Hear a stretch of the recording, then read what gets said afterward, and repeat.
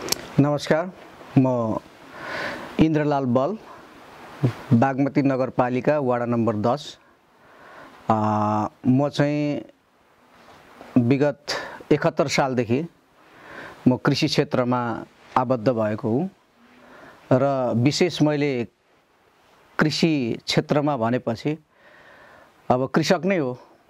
मैले विशेष त केरा खेती गर्ने गरेको छु र साथमा आलु मकैहरू पनि गर्ने गरेको छु। अब यसमा र अर्को कुरा, म आज 9 वर्ष पहिलेदेखि आज 9 वर्ष पुग्न लाग्यो। यो माघमा, अब आउँदो माघमा पुग्छ। म विद्यालय व्यवस्थापन समितिमा पनि छु। म अध्यक्ष भई, सदस्य भई अनि विद्यालयलाई राम्रोसँग हेरेको पनि छु र मैले आफ्नो व्यवसाय पनि राम्रैसँग स्थानीय मार्केटमा बढाइरहेको छु। विशेष गरेर मेरो आफ्नो व्यक्तिगत जग्गा चाहिँ 15 कठा हो अनि त्यसपछि अरू बाँकी सबै खेत लिजमा लिएको हो, भाडामा। मैले यो जग्गा भाडामा लिए पश्चात मैले हरेक वर्ष चाहिँ लिज तिर्ने गरेको छु, हैन। मेरो कुनै ठाउँमा चाहिँ 5000 को छ कट्ठाको, कुनै ठाउँमा चाहिँ 4800 को छ, कुनै ठाउँमा 6500 पनि छ, हैन। त्यो हेरेर अब ठेक्का बोल्ने क्रममा अथवा चाहिँ एग्रिमेन्ट गर्ने क्रममा कति चाहिँ सहमति हुन्छ त्यो अनुसार। र अर्को कुरा, मैले गर्दै गरेको केरा खेतीको लगभग विवरण भनेको मसँग 9200 बोट छ।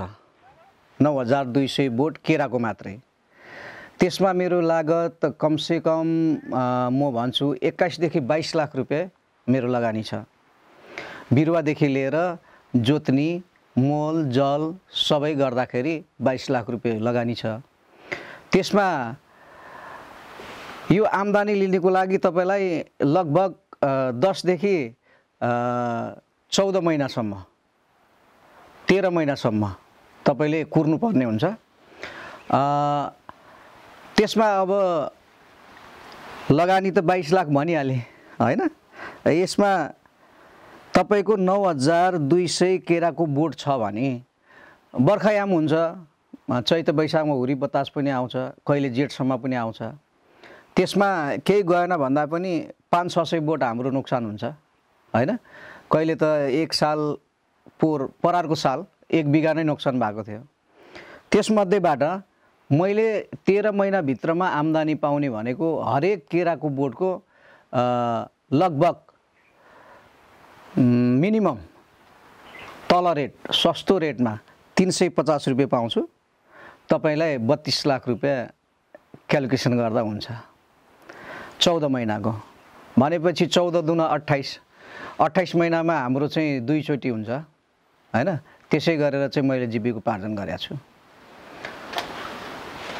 समय अनुकूल, अब जस्तै तपाईको हामी तीजमा भनौँ न, भदौ, असोज, कार्तिक, छठसम्म हामी 5 रुपैयाँ कोसा बेच्छौँ, हैन। एउटा घरीमा चाहिँ 90-100 कोसा चाहिँ मालभोगको हुने गर्छ। 80, कममा 80, हैन, नभए 90-100 त हुन्छ नै। त्यसमा तपाईले थाहा नै पाउनुभयो 500 देखि 400 रुपैयाँ आइहाल्छ। अब मेरो चाहिँ यो एकदम मिनिमम 350 राखेको छ। र अर्को त्यो 9 ग्रेड भन्ने घिउ केरा छ। त्यसमा अब हामीले बेला बखतमा हामी गनी पनि हेर्छौँ, हैन। 200 देखि लिएर 150 सम्मको कोसा हुन्छ। त्यसलाई 3.5 को दरले, 3.50 को दरले बेच्दा पनि हामीलाई लगभग 150 कोसा भयो भने 525 भइहाल्यो। हाम्रो यो एकदम चाहिँ सप्लाई रेट नै हो, हैन। अनि यो बजार मैले एकचोटि पहिलोचोटि केरा रोप्दाको आइपुग्छु। 1 बिघामा प्राइस गरेको। त्यहाँनिर के भयो भनेदेखि केरा त रोपियो, निजगढदेखि बिरुवा ल्यायौँ अनि रोप्यौँ। रोपिसकेपछि अब 1 महिना भइसक्यो, केरा उम्रिँदैन, हैन। अब 1.5 महिना भयो, उम्रिँदैन। अब मान्छेले कुरा काट्न थालिसक्यो, यो भोटेले के गरे, हैन। यस्तै भन्छ नि त, हाम्रो समाजको भाष्य हो नि त। यो त डुब्यो, गयो। अब केरा उम्रिँदा भन्दा त बेथु र मोथे मात्रै उम्रिया छ। अब गयो त, अब पैसा यत्रो लगानी गरेको छ, अब डर पनि लाग्यो होइन। त्यसपछि लगभग 2 महिना पुग्दा त केराहरू उम्रिँदै थाल्यो, उम्रिन थाले, निस्किन थाले भनेपछि त अनि मलाई पनि अलिक जागर आयो, ल यो क्षेत्रमा म राम्रैसँग लाग्छु भन्ने चाहिँ रहर पनि चल्यो। त्यस पछाडि मैले त्यसलाई गोडमेल गर्ने, वरिपरि गोड्ने, सानो बिरुवालाई माया गर्ने भयो। अनि त्यो भन्दा नि केराको झाङ भन्दा नि झार धेरै भयो क्या। अनि यसलाई के गर्ने भन्दाखेरि अब अनेकौँ मान्छेको, जो मान्छे काम गर्दैन त्यसले चाहिँ धेरै सिकाउँदो रहेछ। अनि फेरि पनि ल प्र्याक्टिस गरौँ भनेर एउटा ट्र्याक्टर किन्यो, यही ट्र्याक्टर हो। अनि त्यसैले जोत्यौँ। पहिलोचोटि जोतेको हो, आफूलाई पनि अनुभव थिएन। अनि त्यो मिस्त्री आएर एकचोटि यसरी जोत्नुपर्छ दाइ, यसो गर्नुपर्छ, यो गेयर हो भन्न थाल्यो। भन्दाखेरि मैले पनि 20-25वटा केरै सुत्दा पनि जोतियो होइन। अनि सिक्दै गयौँ, गर्दा गर्दा लगभग यहाँबाट अनि पहिलो प्रथम यो केरा फलिसकेपछि अनि छिप्पिएर अनि पाकिसकेपछि यति रहर लाग्यो नि, मैले लगभग आधी घडी त म आफैले खाएँ होला, त्यति मिठो के। आफूले फलाएको फल आफ्नै देशमा बसेर होइन, जुन खालको म वैदेशिक रोजगारमा गएर चाहिँ जुन खालको चाहिँ अवस्था चाहिँ बिताएर आएको थियो, त्यो हेर्दा त यो नेपालमा आफ्नै घर गाउँमा बसेर, आफ्नै दाजुभाइसँग बसेर, आफ्नै छोराछोरी श्रीमतीसँग बसेर यतिको इन्कम हुन्छ भनेदेखि त मलाई त इनफ थियो। अनि त्यसपछि एक दिन हामीले व्यापारी बोलायौँ, ल तपाईँको असारको बेला थियो, तपाईँको केराको दाम 4 रुपियाँ लगाइदिन्छु कोसाको भन्नुभयो। 4 होइन 5 लगाउनुहोस् भने, लोभ त हो नि। त्यसपछि फेरि अनि उहाँले के भन्नु, होइन 4.5 गरिदिन्छु, तपाईँको केरा राम्रो छ दिनुहोस् भनेपछि एकैचोटि यति केरा काटियो नि, लगभग 2 बोलेरो निस्कियो। 2 बोलेरो निस्किँदाखेरि अनि पैसा पनि क्यास आयो। क्यास पैसा आइसकेपछि म त्यो पैसा लिएर घर गएँ क्या। यति खुसी त्यो क्षण म अहिले पनि बिर्सिँदैन, भन्न त 8-9 वर्ष बितिसक्यो। अनि ल मैले पैसा ल्याएँ केरा बेचेर भन्दाखेरि घरकै श्रीमती पनि नपत्याइरह्यो। केरा खेती गरेर पनि काहीँ उँभो लाग्छ भनेर गाली गर्नेहरू आज पैसा देख्दाखेरि लगभग ममाथि आकर्षित भयो। समाजमा पनि अलिकति पोजिटिभ हुन थाल्यो। अनि दाजुभाइ मिल्यौँ, हामी एउटा चाहिँ गुण बनायौँ, फेरि होइन एउटा सङ्गठन बनायौँ। अनि फेरि सबैलाई चाहिँ केरा खेती गर्नुपर्छ भन्ने 7-8 जनालाई पनि सिकायौँ। अनि उहाँहरू 7-8 जना मध्ये अब 3 जना 4 जनाले गरि नै रहनु भएको छ, अरू विस्थापित भए। किनभने यसमा यो नानीलाई जस्तै स्याहार्नु पर्यो क्या। जस्तै हामी ब्रोइलर कुखुरा पाल्छौँ, त्यो व्यवसाय पनि छ मेरो। म अहिले पनि दाना पानी हालेर अनि बजार मात्र आइपुगेको थिएँ, तपाईँहरू भेट भयो। त्यसमा पनि गर्न नहुने होइन रहेछ। मैले योसँग मेरो 4 लट हुन्छ।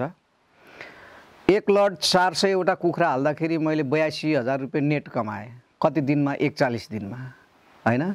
त्यस पश्चात फेरि लगाएँ 800 लगाउँदा 1,20,000 रुपियाँ। हिजो भर्खर मैले हिसाब गरेर अनि दाना पानीको तिरेर आफ्नो बचत लिएर आएँ।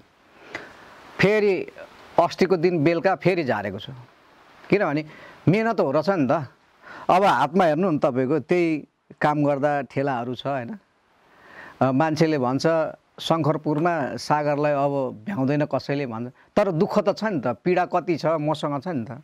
जस्तै अब केराबारी देखाइसकेपछि क वर्गको ब्याङ्कहरूले ऋण दिने भयो, हामीले पनि लिएकै छ होइन।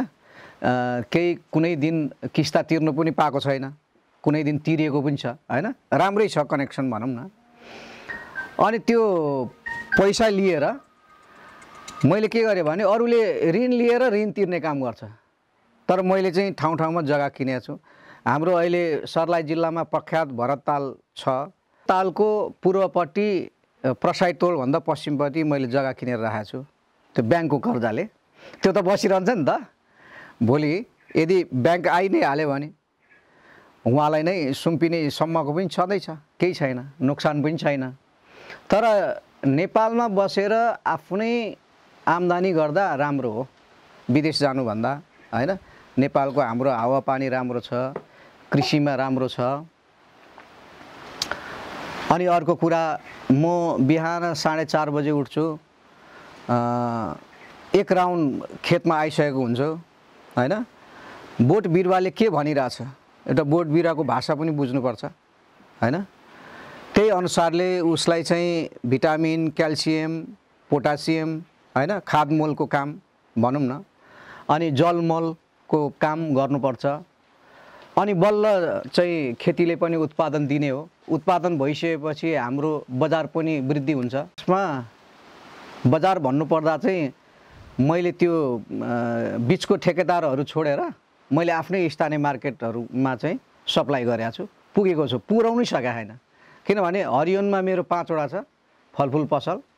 एउटा पसलले एक हप्तामा 40 देखि 50 घडी बेच्दा रहेछन्। अनि 5वटा भएपछि मलाई कति चाहियो? 250 घडी चाहियो। 250 घडी त लगभग 4 बिघामा पनि ननिस्किने रहेछ। अनि उहाँहरूलाई मैले बाँडीचुँडी गरेर अब ग्राहक त राख्नै पर्यो, त्यसो गरेको छु। हामीलाई बाहिर जानै पर्दैन। अनि उहाँहरूले के गर्छ भनेदेखि पेमेन्ट पनि क्यास हुन्छ। ल अर्कोचोटि भने पनि ल हप्तै गरौँ भन्दा पनि राम्रो। अनि मेरो त यहाँनिर कर्मचारी लाग्छ 5-6 जना, पत्ता काट्नु पर्यो, मोल लगाउनु पर्यो, सफा गर्नु पर्यो हैन। कर्मचारीलाई पनि पैसा चाहिन्छ। त्यसो हुँदा चाहिँ राम्रो। किन बाहिरको काठमाडौँको पोखराको व्यापारीलाई पठाउँदा चाहिँ महिना दिन, 2 महिना, 3 महिना पैसा अड्काइरहने, त्यो हुँदा चाहिँ ठिक होइन। अर्को कुरा, हाम्रो राज्यले हामीले चाहेको जस्तो कृषि क्षेत्रमा हामी आबद्ध हुनै पाएको छैन। जस्तै हामीलाई कृषि औजारहरू उपलब्धै छैन। जस्तै अहिले एकजना वैज्ञानिक किताब बेच्दै हिँड्नुहुन्छ हैन, उहाँको पनि विडम्बना छ। जब उहाँले गर्नु सक्छु भनेर आइसकेपछि राज्यले एउटा सहयोग पनि नगर्दा हामीलाई पनि चित्त दुख्छ क्या। हाम्रो चाहिँ यसमा चाहिँ यसरी हाम्रो दबाई छिट्दाखेरि हामीले चाहिँ पेप्टिसाइड प्रयोग गर्दाखेरि हाम्रो आँखामा आउँछ, नाकमा जान्छ, हाम्रो फोक्सो खराब हुन्छ हैन। त्यही खालको चाहिँ ड्रोन सिस्टम बनाइदिएको भए राज्यले कति राम्रो हुन्थ्यो। भोलि पर्सि नेपाल सरकारले आफैले थोरै ट्याक्सको लागि इन्डियादेखि ट्रक भित्र्याउँछ फलफुलको। तर हाम्रै हुम्ला जुम्लाको के अरे स्याउ कुहिरहेको हुन्छ हैन। हाम्रै चाहिँ सर्लाही जिल्लाको चाहिँ चितवनको जस्तै चन्द्रनिगारपुरको हैन चाहिँ कोशी तीरको केराहरू कुहिरहेको हुन्छ नि त। यो के भयो भन्दाखेरि त्यहाँको केरा सस्तो छ भन्ने गर्छ व्यापारीले। तपाईहरूले बेच्नुभन्दा उहाँहरूले चाहिँ 50 पैसा कममा दिनुहुन्छ भन्छ। हो, सही कुरा हो। तर किन दिन्छ त? भारतको सरकारले 90% ढुवानी र लगानी ट्रान्सपोर्ट खर्च समेत पनि सरकारले बेहोर्छ। हाम्रो सरकारले त बेहोरे छैन त। 90% ट्रान्सपोर्ट र मलजल बेहोर्यो भने सरकारले, हामीलाई त 10% मात्रै पर्थ्यो त। यो हावा कुरा भने होइन मैले। हाम्रो चाहिँ विभिन्न सङ्घ सङ्गठन पनि बनेको छ हैन। केरा व्यवसायी सङ्घ भनेको छ हैन, कृषि व्यवसायी सङ्घ भनेको छ। र उहाँहरूले यो कुराहरूलाई विशेष त सरकार पक्षले ध्यान नदिएकै हो। 250 केरा बेचेको थियो हैन। त्यतिखेर मेरो हातमा 2,25,000 चाहिँ उहाँले क्यास दिनुभएको थियो। अरू पनि केरा दिनुस् भनेर अलिकति लोभ्याएको हो कि के हो हैन। पैसा चाहिँ 2,25,000 लिएर जाँदाखेरि मलाई धेरै नै खुसी लागेको थियो। छोड्नु, यो कृषि पेसालाई छोड्नुपर्छ, अब म सक्दिनँ भन्ने अवस्था चाहिँ ममा सिर्जना भएको छैन। किनभनेदेखि म आफै मिहिनेत गर्छु नि त। अनि केराबारी लगायो अथवा चाहिँ मकै लगायो, धान लगायो, अनि कम्मरमा हात लगाएर त हुँदैन हेर्नुहोस् हैन। त्यो त जान्छ नै। मैले अघि पनि एकचोटि भने नि त, बिहान तपाईँ एकचोटि जानुहोस् खेतमा, अनि त्यो बोट बिरुवासँग बोल्ने प्रयास गर्नुहोस्, उसको भाष्य बुझ्ने प्रयास गर्नुहोस्, के भइरहेछ उसलाई हैन। एकचोटि फेरि 12-1 बजे घाम चर्को लाग्छ नि त हैन। घाम लाग्छ, जाडो महिना भयो भने टुसारो परेको हुन्छ। उसले के मागिरहेछ, के भनिरहेछ, त्यो कुरा ठ्याक्कै बुझ्नुहोस्। किसानले बुझ्नुपर्छ। किनभने बच्चालाई यतिखेर दुध खुवाउनुपर्छ भन्ने आमालाई थाहा हुन्छ नि त। यो धरती पनि आमा हो नि, त आमालाई पनि कतिको सेवा गर्नुपर्छ, यो मोलजलमा कतिको यो माटोमा मोलजल छ या छैन, के आवश्यक छ भन्ने चाहिँ किसानले बुझ्नुपर्छ, प्रशस्त हुन्छ। मलाई त्यस्तो चाहिँ आएको छैन हैन। किन आएको छैन भन्दाखेरि मैले सुरु गरेको 2071 सालदेखि हैन, त्यतिखेर मेरो नानीहरू 8मा पढ्दै थिए। 8मा पढ्दै गर्दा एउटा बोर्डिङमा थियो अनि दुईटा हाम्रो हाई स्कुलमा थियो। अनि पछि म आइसकेपछि यो कृषि व्यवसाय सुरु गरेपछि तीनटैलाई स्कुलमा लगायौँ।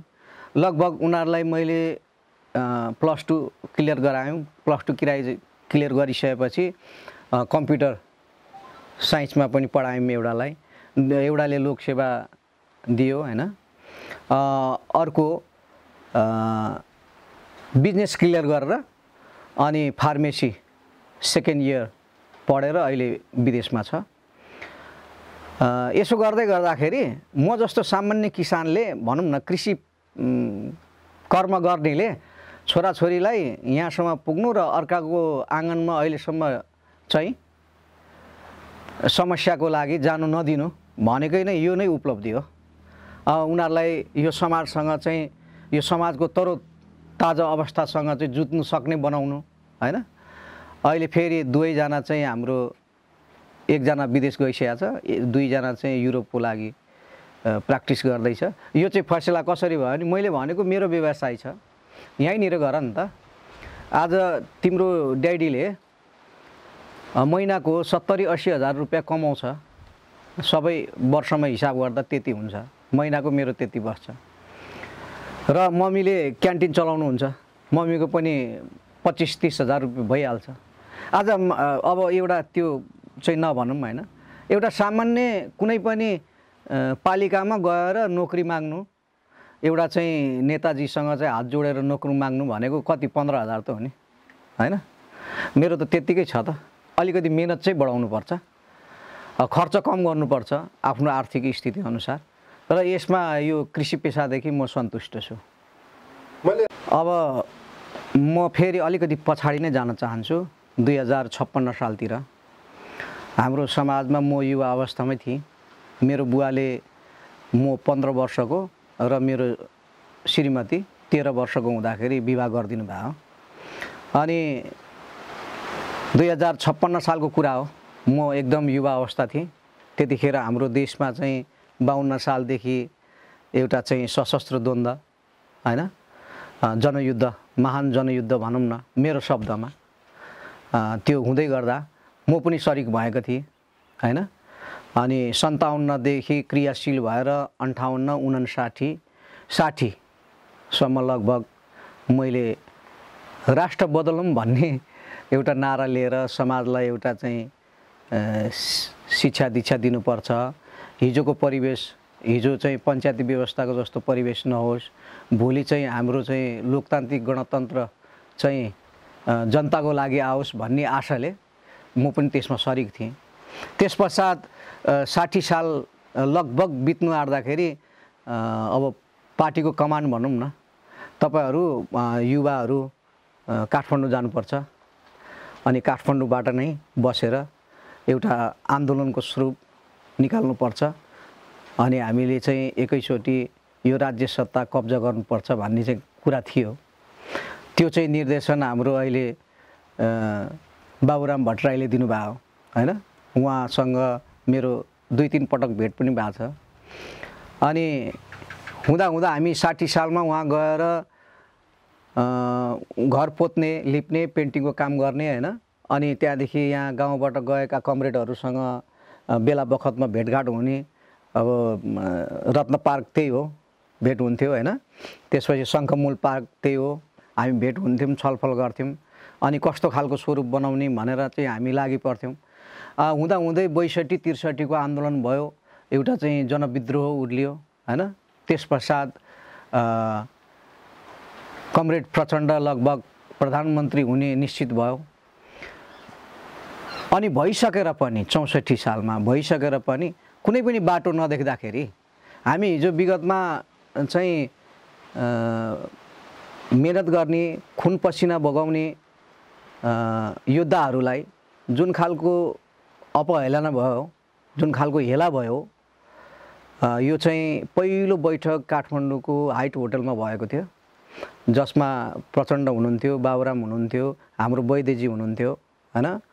उहाँहरूले चाहिँ एक किसिमको हामीमाथि दुर्व्यवहार गरेकै हो। त्यसपछि हामी पश्चिमको लगायत पूर्वको अनि हामी तराईको लगाएर हामी 42 जना एकैचोटि हामी गाउँ पस्यौँ र पासपोर्ट बनाएर हामीले एउटा एजेन्सीलाई, मेन पावरलाई दियौँ। अनि अब हामी देशमा बस्दिनौँ भन्ने हाम्रो एउटा मनमा चिसो थियो। त्यसपछि हामीलाई अब त्यो एजेन्सीले 1-1 लाख रुपियाँ लिएर, 1 लाख मसँग त थिएन, त्यो युद्ध गर्नु गएको मान्छेलाई कहाँबाट पैसा आउँछ हैन। मेरो ससुरबा हुनुहुन्थ्यो, पढे लेखे हुनुहुन्थ्यो, अनि उहाँले के भन्नुहुन्थ्यो, यदि ज्वाइँ साहब जानुहुन्छ भने म पैसा दिन्छु नि त। उहाँले 1 लाख रुपियाँ कर्जामा लिएर मलाई दिनुभएको थियो। अनि सहयोग गर्ने मेरो फुपाजी पनि हुनुहुन्थ्यो। अनि हामी यहाँबाट लाग्यौँ, हामी 42 जना, 43 थियौँ, हामी 42 लाग्यौँ। 42 लागेर दिल्ली एयरपोर्टमा झऱ्यौँ। दिल्ली एयरपोर्टबाट अनि फेरि हामी मलेसियाको लागि गयौँ। मलेसियाबाट हामीलाई काम गर्दाखेरि त्यहाँनिर निकै नै दुर्व्यवहार भोग्नु पर्यो। जस्तै कि अब भाषा नबुझ्ने हैन। अब अघि तपाईँले सोध्नुभयो तपाईँको एजुकेसन कति हो भने, मैले राजनीतिक शास्त्रमा चाहिँ पढेको छु हैन। त्यो पनि मेरो परिवारले यो काठमाडौँमा बस्दा अथवा चाहिँ जनआन्दोलन गर्दै गर्दा, त्यतिखेर कलेज केएमसी थियो चाबेलमा, त्यहाँनिर भर्ना भएर पढ्यौँ। त्यसलाई चाहिँ क्लियर लगभग भयो भनौँ न। अनि त्यो पढाइ अहिले काम लागेन हैन। अब अर्को कुरा, हामी पुगिसकेपछि, विदेशमा पुगिसकेपछि धेरै नै झेल्नु पर्यो। हामीसँग भाषा छैन, हामीसँग सिप छैन हैन। हामीसँग चाहिँ खानपिनको रहनसहन मिल्दैन, हामी जङ्गलबाट गएको हो हैन। हाम्रो अर्कै दुनियाँ थियो, हामी अर्को दुनियाँमा पुग्यौँ, धेरै कष्ट भयो नि त। फेरि पनि मेरो चाहिँ एक्टिभिटी त्यहाँसँग चाहिँ घुल मिल्दै जाँदाखेरि लगभग 1 वर्षभित्रमा म सेटल भएँ। 1 वर्षभित्रमा सेटल भइसकेपछि त्यहाँ सुपरभाइजर काम गरियो हैन। अनि म ट्रेनरको पनि काम गरियो, जहाँबाट चाहिँ मैले सिकेँ। आज म के सिकाउँछु विद्यार्थीहरूलाई भनेदेखि, तपाईँहरूले विद्यार्थी भाइ बहिनीहरूले स्कुलको जग्गा छ भनेदेखि स्कुलमा आएर आलु पनि रोप्नुपर्छ हैन, मकै खेती पनि गर्नुपर्छ। हामीले हिजो पढेको करेसाबारी भन्ने हामीले बिर्स्यौँ हैन। अब भिन्डीको बोट कस्तो हुन्छ त्यो पनि बिर्स्यौँ। हामीले खाना मात्रै जान्यौँ। कहाँको खाना जान्यौँ त? भारतबाट आयात भएको खाना जान्यौँ। त्यो कुराहरू सिकाउँछु। म त्यहाँनिर ट्रेनर पनि थियो विदेशमा पनि। अनि कस्तो खालको ट्रेनर थियो भने, विदेशमा यस्तो यस्तो कम्पनीहरू छ, हाम्रो देशमा छैन। विदेशमा के गर्छ भनेदेखि 17-18 वर्ष पुग्यो अब विद्यार्थी हैन, विद्यालयले चिठी पठाउँछ कम्पनीलाई, हाम्रो विद्यालयमा 18 वर्ष लगभग पुगेको बालबच्चाहरू यतिजना छन् भनिसकेपछि कम्पनीले के गर्छ त, ल ठिक छ, तपाईँहरू यो सेक्टरमा ल्याउनुहोस्। जस्तै मार्केटिङ सेक्टर भयो हैन, जस्तै चाहिँ होटल मेजरमेन्ट भयो, त्यहाँनिर ल्याएर एकदम व्यवहारिक क्या, त्यो थ्योरीमा मात्रै हैन, व्यवहारमा पनि लागू गरेर 6 महिना ट्रेनिङ दिएर फेरि पठाउँछ। त्यस पछाडि उनीहरूले के गर्छ, डिप्लोमा गर्ने प्रयास गर्छ। तर हाम्रो यहाँ उल्टो छ, 12 क्लास पास गर विदेश जाऊ भनेर। तर हाम्रो व्यवहारिक शिक्षा हुनुपर्छ भन्ने पनि यही कारण हो। मार्बल इँटा ढुङ्गा उठाउने काम गऱ्यौँ। त्यस पछाडि 3-4 महिना पछाडि हामीलाई त थाहा थिएन, हामीलाई त त्यो बोकाको बोकाइ छ हैन, ओसार्न लागेकै छ। अनि मिस्त्रीहरूले छापेको छापै छ। त्यो त के रहेछ भन्दाखेरि हाम्रो ब्रान्च बन्दै रहेछ क्या के अरे कम्पनीको। अनि त्यही ब्रान्चमा हामीले काम गरिसकेपछि पहिलोचोटि त मलाई भाडा माझ्न लगाइयो हैन। त्यो ढुङ्गा ओसार्ने सकेपछि कम्पनी त्यहाँनिर चाहिँ ब्रान्च बनिसकेपछि भाडा माझ्ने काम लगाइयो। ठुलो ठुलो भाडा थियो, आफै भन्दा पनि अग्लो अग्लो हैन, माझ्यौँ।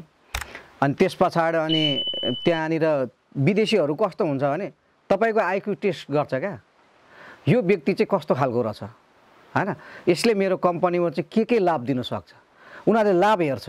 तर हाम्रो यहाँ चाहिँ के छ भने मान्छे हेर्छ, मेरो आफन्त हो कि होइन आफन्त चाहे त्यो फटा डाका नै किन नहोस्, हाम्रो चाहिँ आफन्त हेर्छ, चाहे जुनसुकै सेक्टरमा होस्।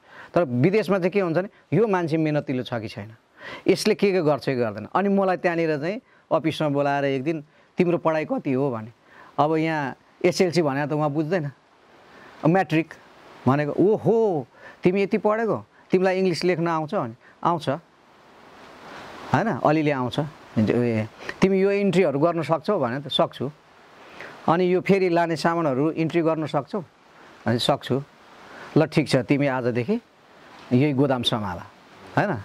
त्यसपछि गोदाम सम्हालेपछि त्यहाँ पनि कस्तो हुन्छ नि, त्यहाँ पैसा भएको तर काम गर्ने मान्छे नभएको हुन्छ क्या।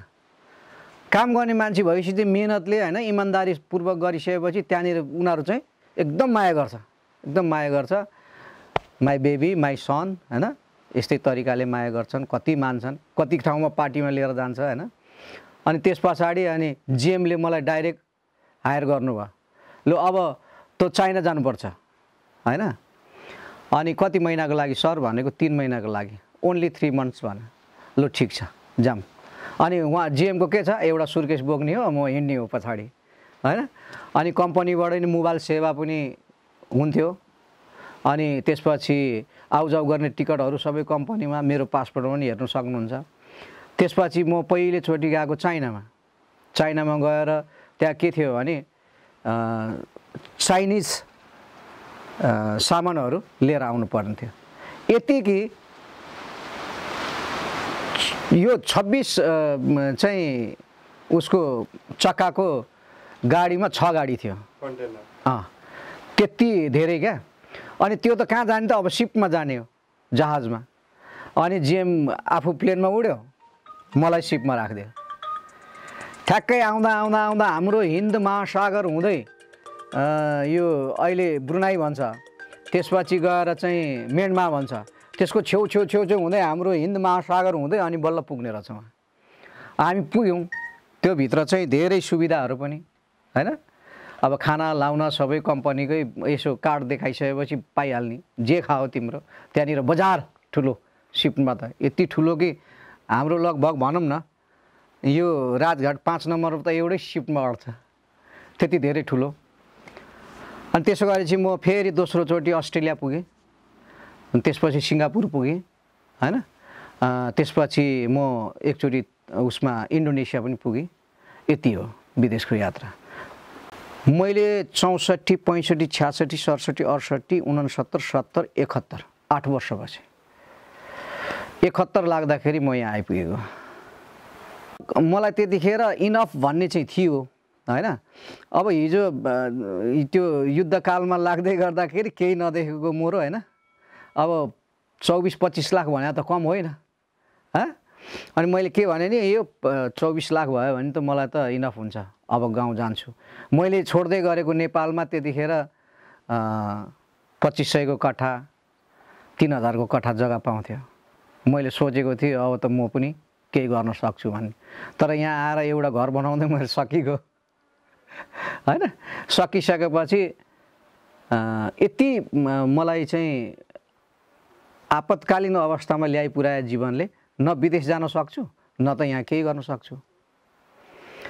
त्यसो गर्दै गर्दा एक दिन अघि भने नि 8 क्लास पढ्दै गरेको छोरीहरू एकजना बिरामी भयो।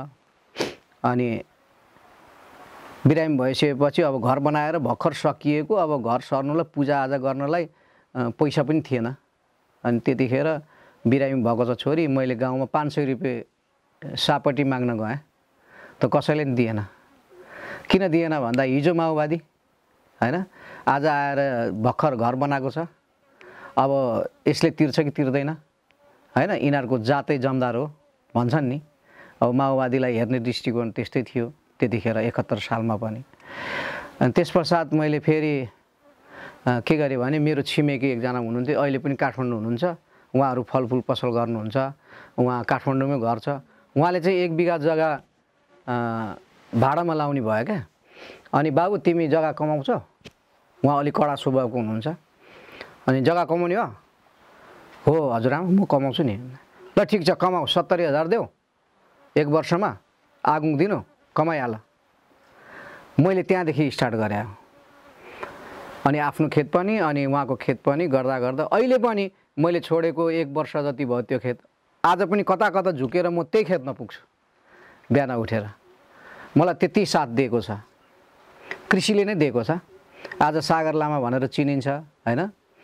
आज जे जस्तो होस् साथीभाइको अगाडि खडा भएर बस्न सकेको छु यो कृषिबाट नै हो।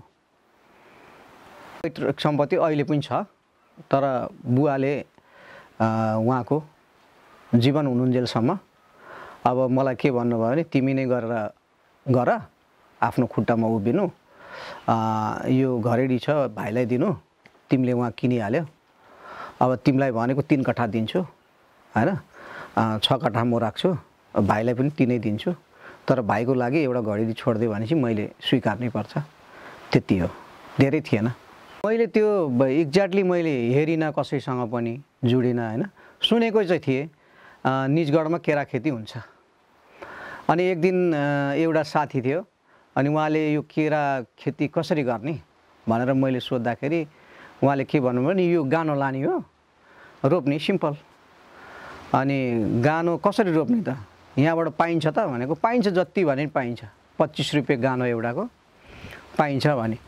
मैले त्यो दिन फागुनको बेला थियो, गएर लिएर आएँ 2 बोलेरो गानै गानो।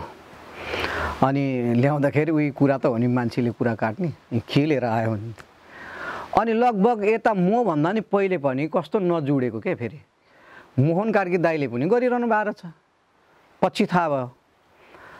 अनि पछि यहाँ केरा यति भइसकेपछि मोहन दाइ आफै केरा घुम्नुभयो अनि कसको केरा बारी रहेछ यो भन्नुभयो।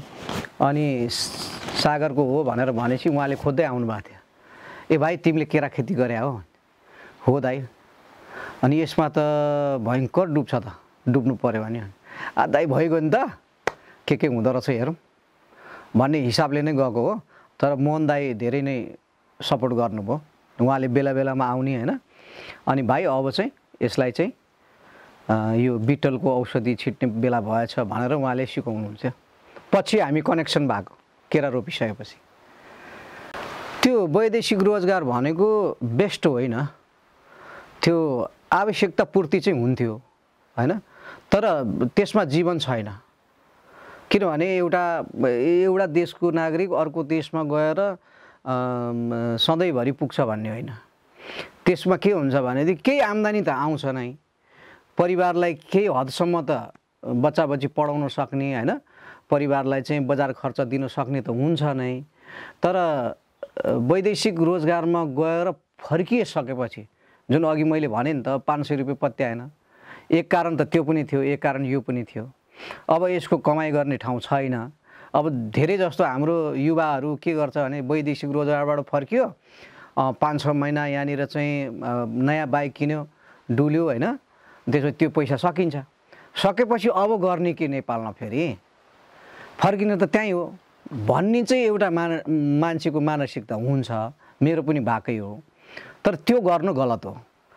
यहाँ जीवन छ तपाईको, म धेरै भन्दिनँ, 1 बिघा तपाईँ राम्रोसँग काम गर्नुहोस्, वर्षमा तपाईँलाई अरूकै जग्गा लिएर भयो नि 1.5 लाख रुपियाँ आउँछ।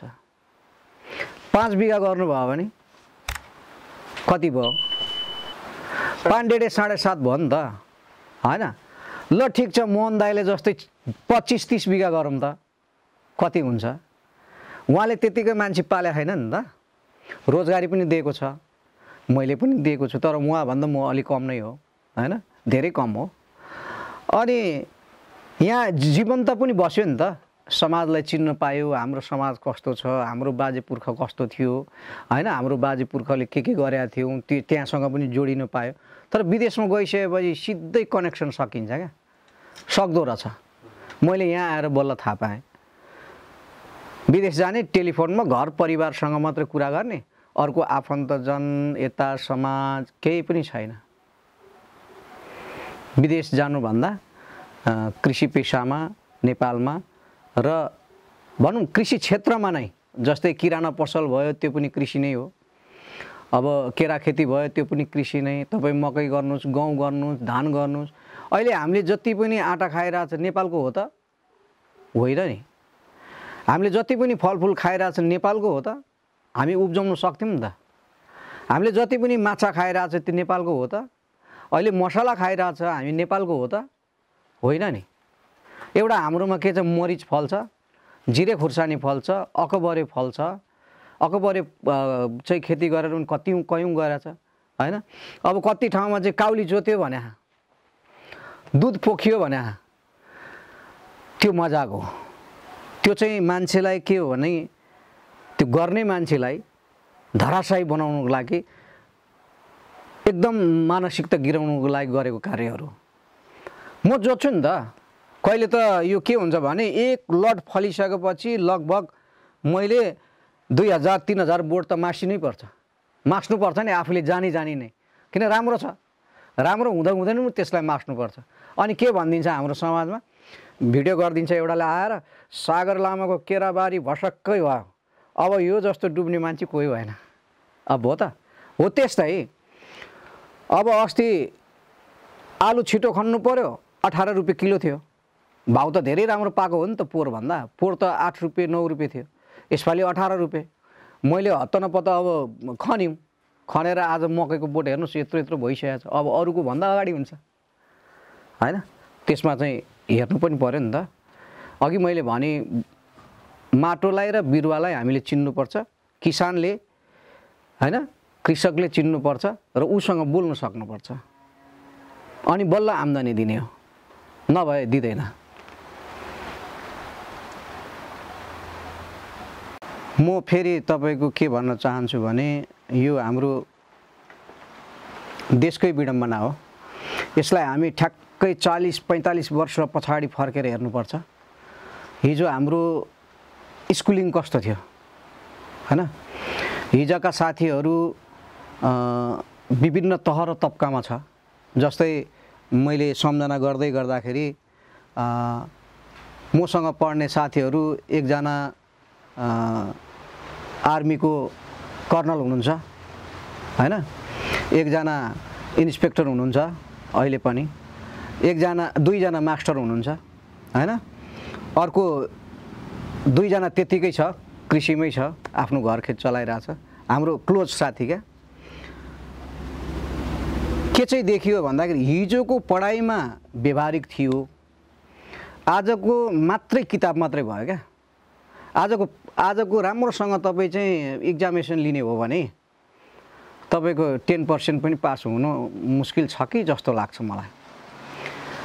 आज के देखियो भने, मेरो छोरा पढिरहेछ, अब पढेको मान्छेले काम गर्नुहुन्न भन्ने चाहिँ बाउ आमाबाटै पनि छ।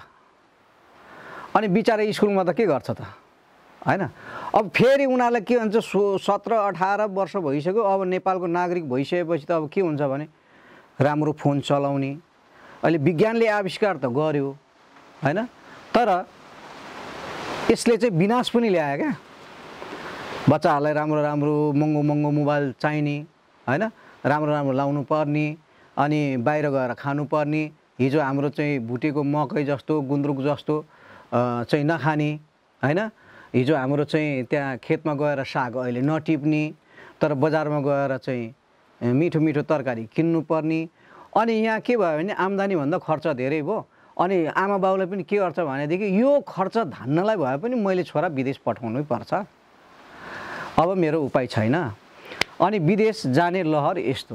तर म फेरि पनि के भन्छु भने, मलाई चाहिँ वैदेशिक रोजगार मन परेन, अथवा उमेर पुगेर भनौँ या जेसुकै भनौँ, होइन।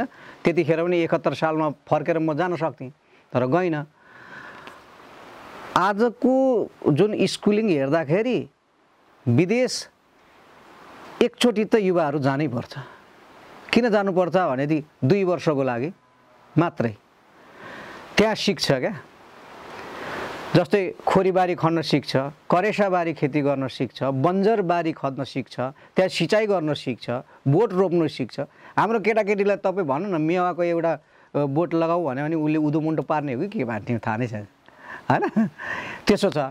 लु खुर्सानी टिपेर ल्याऊ भन्दा उसले खुर्सानीको झार त यसरी सोरेर ल्याउँदो रहेछ, मैले देखेको छु। खुर्सानीको झाङ यसो छ, यसरी सोर्छ। अब टिपेको हो त त्यो, कसरी टिप्ने र कसरी के गर्ने भन्ने फेरि त्यहीँ छ। मैले पनि अघिदेखि नि भनि नि, मैले पनि धेरै दुःख पाएँ विदेशमा गएर, तर त्यहीँको सिकाइ यहाँ लागु भयो नि त। कसरी चाहिँ साथीभाइसँग चाहिँ घुलमिल हुन्छ, कसरी चाहिँ लिडरसिप हुन्छ भन्ने कुरा त्यहाँबाट पनि सिकेँ। नभए हामी हिजो के चाहिँ सिकेका थियौँ र जङ्गलमा? केही पनि छैन नि। खासमा हाम्रो टङ्कजी हुनुहुन्छ, हाम्रो टिकाजी हुनुहुन्छ, हाम्रो रमेश हुनुहुन्छ, अशोक हुनुहुन्छ, उहाँ हामीले के सिक्यौँ त? खोइ अहिलेसम्म नयाँ केही गर्नै सकेका छैन। हामी अर्काकै भरमा चाहिँ हिँडिरहेका छौँ। त्यो भएको कारणले नयाँ सिक्नुको लागि एकचोटि विदेश त जानै पर्ने हो। तर आफ्नो चाहिँ देशमा केही गरेकै राम्रो हो। अहिले युवाहरूले केही गर्न रुचि छैन। त्यो रुचिलाई चाहिँ प्रथम त घरबाट नै हुन्छ, घरबाट नै बनाउनुपर्छ। अनि दोस्रो विद्यालयको ढाँचा बदल्नुपर्छ। यो के हुन्छ भने जस्तै मैले अघि भने नि, मैले चाहिँ लिजमा लिएको जग्गा हो। अब मेरो 8 वर्ष बाँकी छ हैन। 8 वर्षसम्म फेरि यो रिन्यू भयो भने लगातार यही नै हुन्छ। तर भएन भन्दा पनि म 8 वर्षभित्रमा फेरि यति नै जग्गा कुनै ठाउँमा मैले बनाउनै पर्छ। किनभने म यही क्षेत्रमा, यही कृषि क्षेत्रमै हुन्छु। मैले तपाईँको म खर्च पनि देखाउनै पर्छ हैन। अब महिनामा मेरो चाहिँ 25 चौका 100 हैन। 100 जना लगाउनु पर्छ। 100 जना मेरो यो 6 बिघा केरा खेती छ। 100 जना लगाउनु पर्छ हैन। 100 को के हुन्छ भनेदेखि खाना 3 टाइम अनि ज्याला दिँदाखेरि मलाई 750 जति पर्न जान्छ एकजनाको। 750 ले 75,000 महिनामा जान्छ। भनिसकेपछि तपाईँको इन्टु 14 गरौँ हैन। 14 मेरो 10,50,000 जान्छ। यो ज्यालादारी मात्रै कुरा हैन।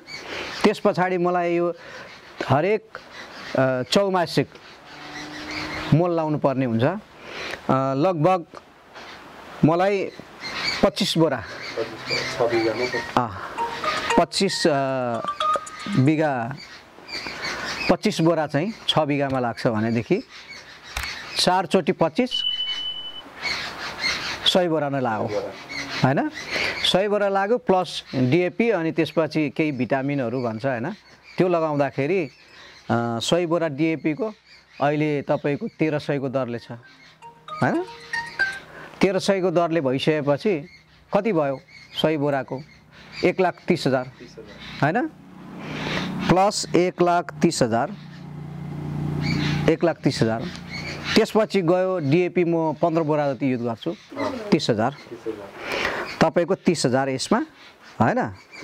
त्यसमा फेरि भिटामिनहरू 30,000 राखौँ हैन। अब मेरो खर्च भयो कति भन्दाखेरि टोटल 14 महिनामा 12,40,000 रुपैयाँ है। 12,40,000 रुपैयाँ भयो। कति बोटमा भयो त भन्दाखेरि 9,200 बोटमा हैन। 12,40,000 9,200 बोटमा खर्च भयो भने चाहिँ आम्दानी अघि मैले मिनिमम बताएँ तपाईँलाई कति त भन्दाखेरि 350 को दरले। त्यो भन्दा नि बढी नै होला अथवा केही नोक्सान होला।